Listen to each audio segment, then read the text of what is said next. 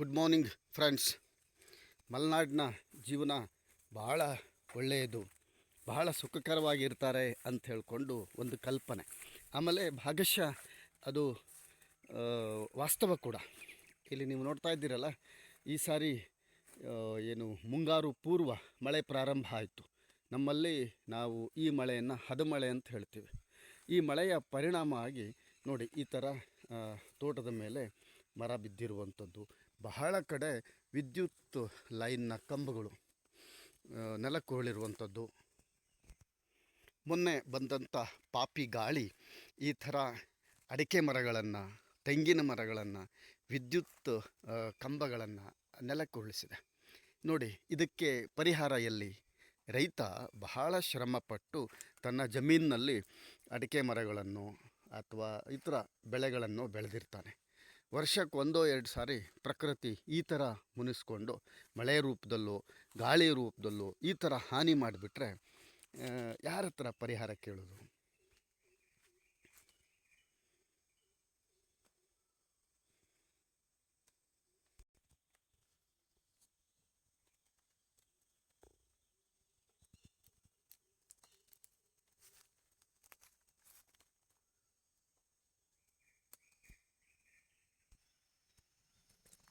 ನೋಡಿ ಫ್ರೆಂಡ್ಸ್, ಈ ಥರ ಭಾಳಷ್ಟು ಕಡೆ ಈ ವಿದ್ಯುತ್ ಕಂಬಗಳು ನೆಲಕ್ಕುರುಳಿದ್ದಾವೆ.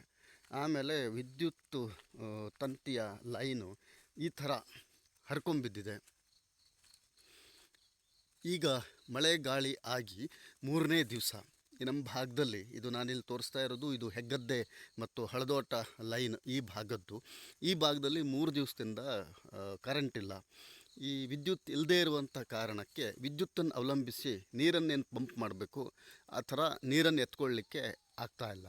ಹೀಗೆ ಮಲೆನಾಡಂದರೆ ಒಂದು ಅದ್ಭುತ ಪರಿಸರ ಹೌದು, ಆದರೆ ಕೆಲವು ಸಾರಿ ಈ ಮಲೆನಾಡಿನ ಪ್ರಕೃತಿ ವಿಕೋಪಗಳಿದ್ದಾವಲ್ಲ, ಇವುಗಳಿಂದ ಬಹಳಷ್ಟು ತೊಂದರೆಗಳು ಜನರಿಗೆ ಆಗುತ್ತೆ.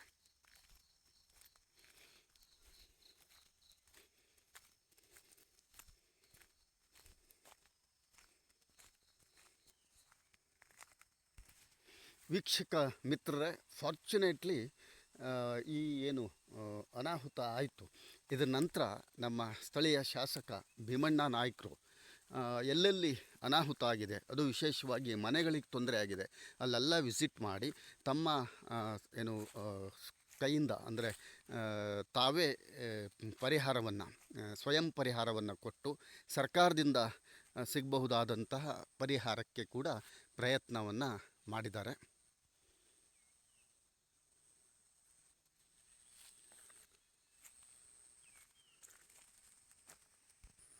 ಸ್ನೇಹಿತರೆ, ಈ ಅನಾಹುತದ ವರದಿ ಜೊತೆಗೆ ನಿಮಗೆ ಇನ್ನೊಂದು ಇಂಟ್ರೆಸ್ಟಿಂಗ್ ಮತ್ತು ಬಹಳ ಮಾಹಿತಿ, ಅಂದರೆ ಬಹಳ ಜನರಿಗೆ ಅನುಕೂಲ ಆಗುವಂತಹ ಒಂದು ಪೂರಕ ಮಾಹಿತಿಯನ್ನು ಕೂಡ ನಾನು ತಿಳಿಸ್ತಾ ಇದ್ದೀನಿ. ಅದೇನಂತಂದರೆ, ಇತ್ತೀಚೆಗೆ ಸರ್ಕಾರ ಒಂದು ಆದೇಶವನ್ನು ಮಾಡಿದೆ.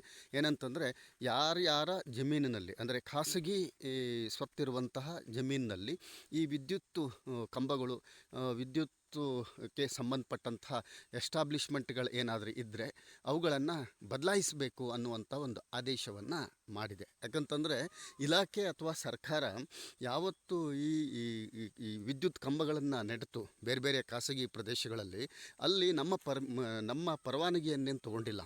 ಈಗ ನಮ್ಮ ಅನುಮತಿಯನ್ನು ತಗೊಳ್ಳದೆ ಅವರು ನೆಟ್ಟಿರುವಂತಹ ಈ ಕಂಬಗಳನ್ನು ಶಿಫ್ಟ್ ಮಾಡಲಿಕ್ಕೆ ನಾವೇ ಶಿಫ್ಟಿಂಗ್ ಚಾರ್ಜಸ್ ಕೊಡಬೇಕು ಅನ್ನುವಂತಹ ಒಂದು ಕಾರಣವನ್ನು ಅಥವಾ ಒತ್ತಾಯವನ್ನು ಅಧಿಕಾರಿಗಳು ಮಾಡ್ತಾಯಿದ್ರು.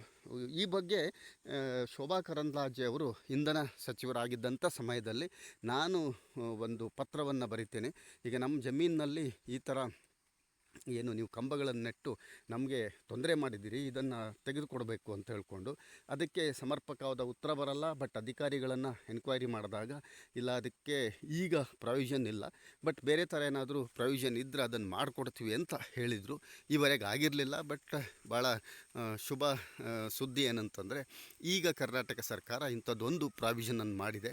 ಈ ಥರ ಯಾರ್ದಾದ್ರೂ ಜಮೀನಿನಲ್ಲಿ ಈ ವಿದ್ಯುತ್ ಕಂಬಗಳಿದ್ದರೆ ಅಥವಾ ವಿದ್ಯುತ್ ಲೈನ್ಗೆ ಸಂಬಂಧಪಟ್ಟಂತಹ ಏನಾದರೂ ಎಸ್ಟಾಬ್ಲಿಷ್ಮೆಂಟ್ಗಳಿದ್ದರೆ ಅವುಗಳನ್ನು ಬದಲಾಯಿಸ್ಕೊಳ್ಳಿಕ್ಕೆ ನಿಮಗೀಗೊಂದು ಅವಕಾಶ ಇದೆ ಅಂತ ಹೇಳ್ತಾ ಇವತ್ತಿನ ಈ ಸ್ಟೋರಿಯನ್ನು ಮುಗಿಸೋದಕ್ಕಿಂತ ಮೊದಲೇ ಈಗಾಗಲೇ ನಮ್ಮಲ್ಲಿ ನಾವು KEB ಅಥವಾ ಹೆಸ್ಕಾಮ್ನ ಅಧಿಕಾರಿಗಳಿಗೆ ಧನ್ಯವಾದ ಹೇಳಬೇಕು.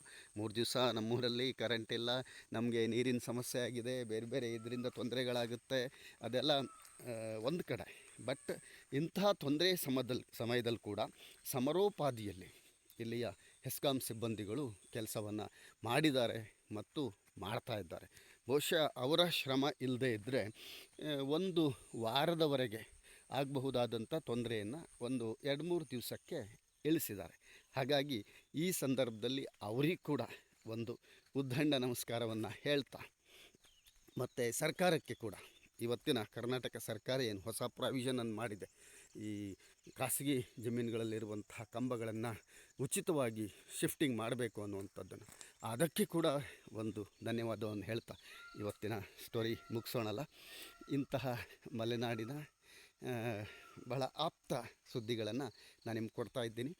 ನಮ್ಮ ಸಮಾಜಮುಖಿ.net ಪೇಜ್ ಜೊತೆಗೆ ಕನ್ನಡದಲ್ಲಿ ಸಮಾಜಮುಖಿ ಅಂತಿದೆ, ಹಾಗೂ ಸಮಾಜಮುಖಿ.net ನ್ಯೂಸ್ ಪೋರ್ಟಲ್ ಮತ್ತು ಯೂಟ್ಯೂಬ್ನಲ್ಲಿ ಸಮಾಜಮುಖಿ ಯೂಟ್ಯೂಬ್, ಇವುಗಳನ್ನೆಲ್ಲ ಸಬ್ಸ್ಕ್ರೈಬ್ ಮಾಡ್ತಾ, ಸಾಧ್ಯವಾದರೆ ನಮಗೆ ನೆರವನ್ನು ಮಾಡ್ತಾ ನಮ್ಮ ಜೊತೆಗಿರಿ.